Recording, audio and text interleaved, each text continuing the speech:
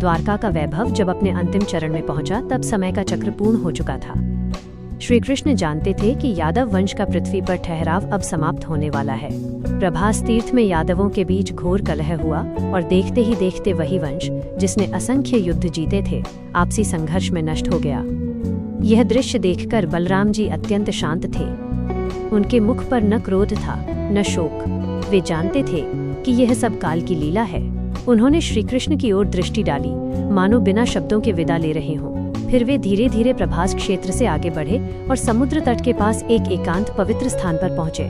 वहां समुद्र की लहरों की मधुर ध्वनि थी, आकाश निर्मल था और वातावरण में अद्भुत शांति व्याप्त थी। बलराम जी ने कुशाघास बिछाई, उस पर बैठकर पद्मासन लगाया।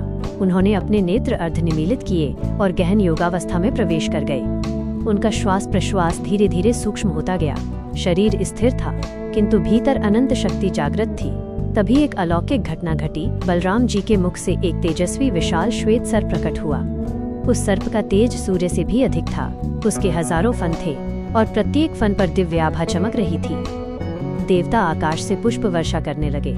गंधर्वों ने स्तुति की और दिशाएं उस दृश्य से प्रकाशित हो उठीं। वह कोई और नहीं बल्कि अनंत शेष थे, संपूर्ण ब्रह्मांड को धारण करने वाले नागराज। वो दिव्य सर्प धीरे धीरे आकाश की ओर उठा, फिर समुद्र की ओर बढ़ा और अंततः समुद्र में विलीन हो गया। उसी क्षण बलराम जी का स्थूल शरीर पृथ्वी पर शांत पड़ा रह गया, मानो केवल एक आवरण छूट गया हो। शास्त्र स्पष्ट कहते हैं कि यह मृत्यु नहीं थी, ये था अवतार का अवसान, लीला का पूर्ण होना, मूल स्वरूप में विलय।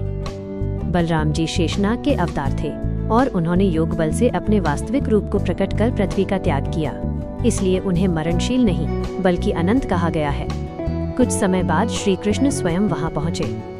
उन्होंने अपने बड़े भ्राता के उस शांत शरीर को देखा और मन ही मन समझ गए कि अब पृथ्वी पर उनकी भी लीला समाप्ति की ओर है।